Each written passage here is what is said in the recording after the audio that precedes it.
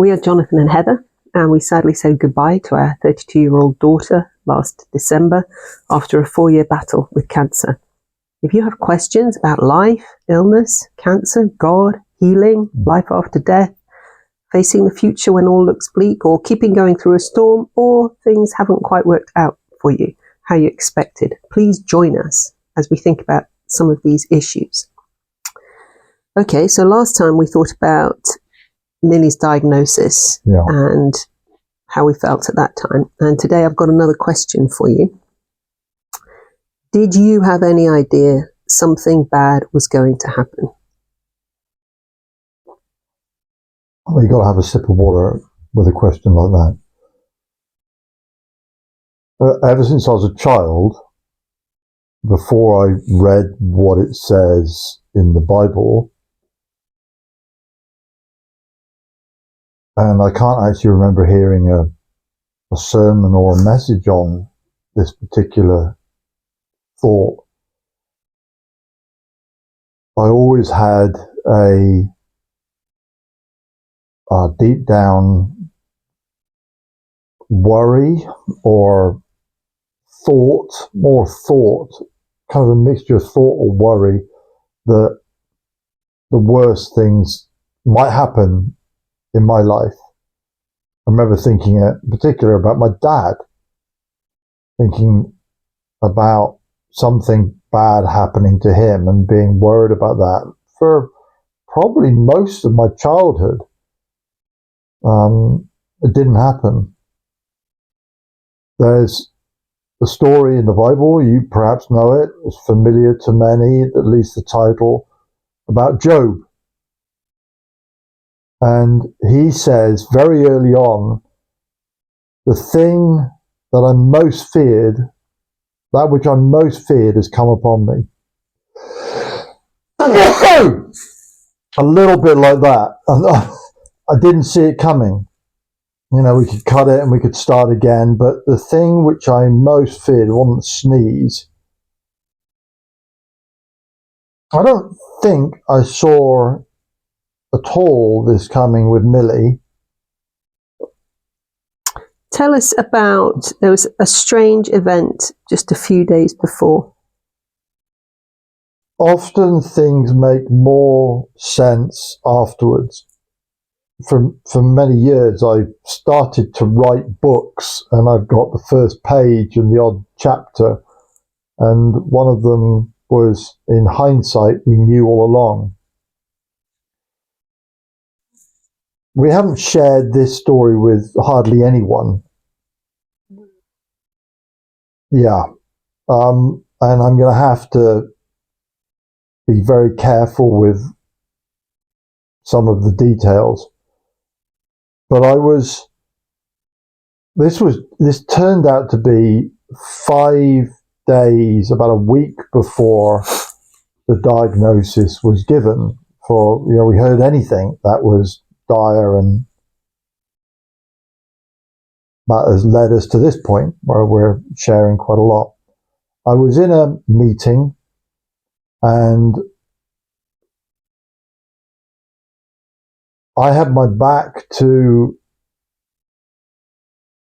the outside, and some other folk were there facing outside. It was in the evening in a church building? Yeah. In December? Yeah. And someone said, "Oh, it's the police," and seemingly looked to me to go and answer the door or go and see what was going on. And I turned around, and there was a policeman at the door. And I went out, opened the door, and stepped outside. And the man said,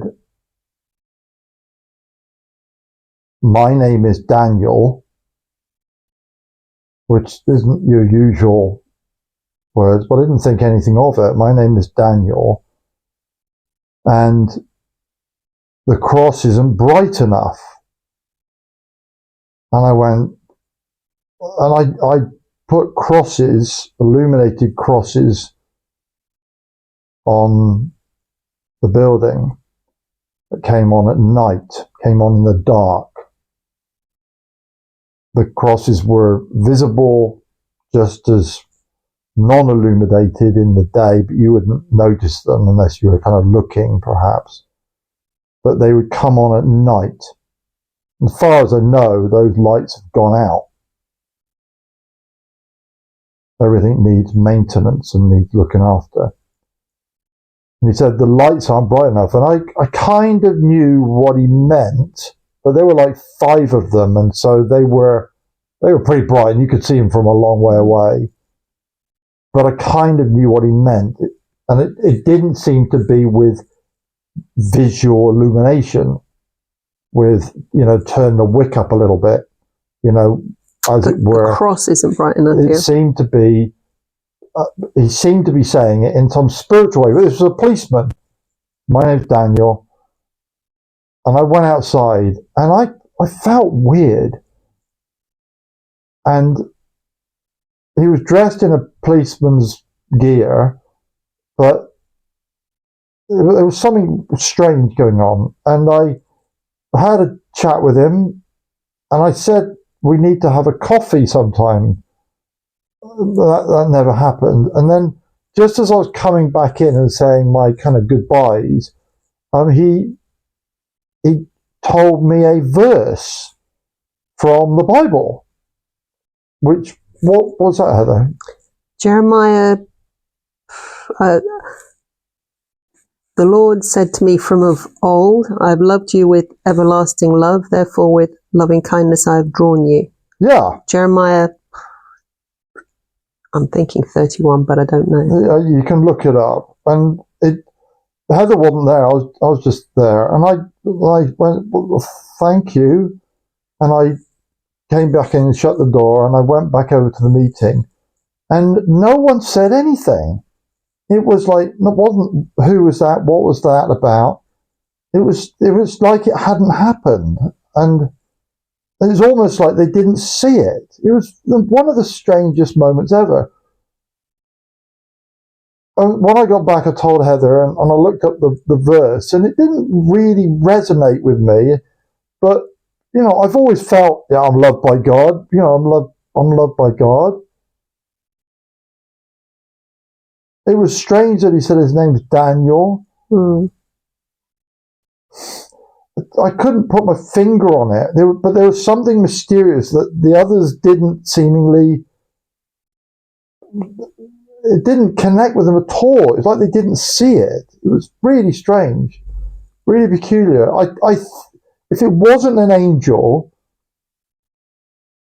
they were doing the work of an angel. Mm-hmm. But I won't be surprised if I get to heaven and it was an angel. Yeah.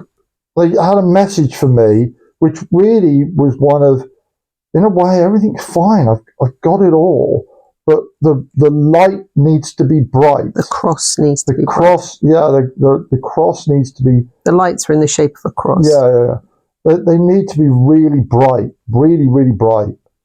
But remember, that isn't just a physical thing. It wasn't that. It was that, but it was much more than that. Much more than that. Okay. Yeah. So this was something like the Friday before Millie's diagnosis on the Wednesday. Did I have any sense that something bad was going to happen? I'd had in my morning readings earlier that year, probably around about April, May, June time, I try and read the Bible every day. Set aside a time at the beginning of the day, and sometimes I make notes. I've got a notebook and really just write down verses that might seem to resonate in some way. And I'd made various notes, and I can look back in my Bible because I dated them as well. And all through that sort of April, May, June, disasters coming down from the Lord. I read through some Micah one morning, and it was very much about something bad happening, something bad coming upon you. But I didn't really know about those things at that time, hadn't really thought about it. I wasn't afraid. I was thinking probably in a bigger sense, not against us necessarily individually or as a family, but perhaps as a country or something like that. So I put that to one side. I then had a sense of, it was probably September time, October time, maybe, central heating wasn't working. And, that's unusual. And I remember coming down one morning, it was really cold. So I thought, well, I'll light the fire. So you got kind of an unusual set of circumstances coming on. Heating's not working. Okay, it's cold. Okay, light the fire. So I light the fire. And then I need to stoke the fire. Well, usually I've got my glasses on, and I didn't have my glasses on. And as I'm stoking the fire and poking it, an ember comes out and lands in my eye. I'm thinking, this is weird. Yeah, it was bad, actually. It burnt. Praise the Lord, it didn't get right the iris or that part, but it got my eye. And I was just thinking and praying about it. I was thinking that there's something about this. There's too many things that were weird. How many times have I stoked the fire? I've never, ever had an issue. And most of the time I'm wearing my glasses, and then for whatever reason, I'm not wearing my glasses. And I thought, do you know what? I think there's something I can't see. The Lord wants me to see. And so I can remember praying September, October, Lord, help me to see what I can't see. And there was something else we had when we were both there at the time, and we were caught up in a fire. We weren't in it or anything like that, but I just thought, this is, again, a strange thing. Now, it's not saying necessarily every strange thing that has ever happened to us or we see, we're thinking, but in a sense, it's a bit, you sort of think, okay, Lord, are you saying something to me? And I just thought, I think we're going into the furnace. But again, it's like John was saying, in hindsight, we no longer, you think, all right, that's what that's about. I get that now.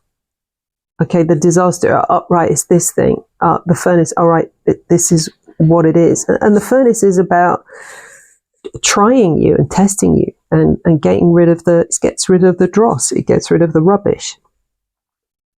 So, interestingly enough, we had a repeat of that, which I hadn't thought about. It was probably, again, September time, and there was a day, or October time, might have been beginning of October, when you had a fire outside to burn some stuff up, which you hadn't done for a long time. We lit the fire inside to keep warm, which we hadn't done. I think that was like the first time after the summer. And then a fire bowl arrived as a present, a birthday present for someone, for the son-in-law, Millie's husband. And it arrived here ready for his birthday. So we had 3 fire things happen on one day. And I remember thinking at the time, we need to make note of that. But what does that mean? Fire's about, you got the fire of the Holy Spirit. There are different things. Immediately, and we haven't planned hardly any of this. Immediately makes me right now think of Hananiah, Mishael, and Azariah. There were 3 that went into the fire, and there was a 4th with them. Yeah. And all the way through this, I felt this, even now, I mean, it's utterly miserable. I hope this has never happened to you.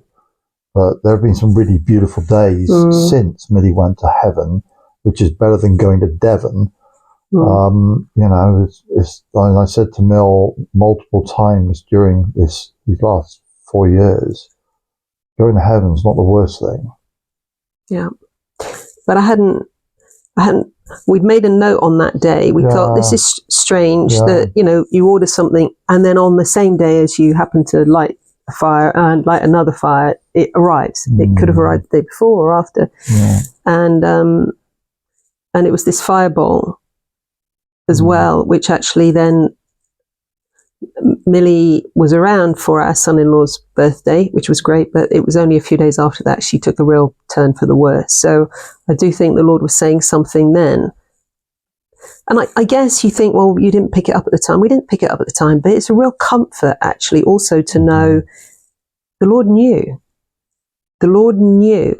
It's not like it's an accident. It's like I've got it. Here's a warning. Pay attention. Maybe we didn't quite hear or understand for whatever reason, but actually it's an encouragement and a help to think, okay, the Lord knew. Don't be paranoid about things happening and looking for around every corner and spying everything as something negative or an indicator. Yeah. But just be peaceful. The bottom line is, do you trust in God or not? And we trust in God. I felt really miserable today earlier on.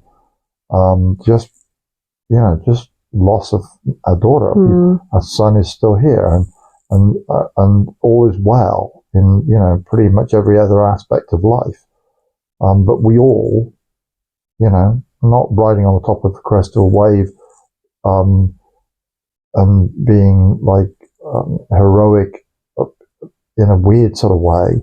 We're doing all right, but it is there are waves of despair which come in, of loss. You're not meant to die. People aren't meant to die.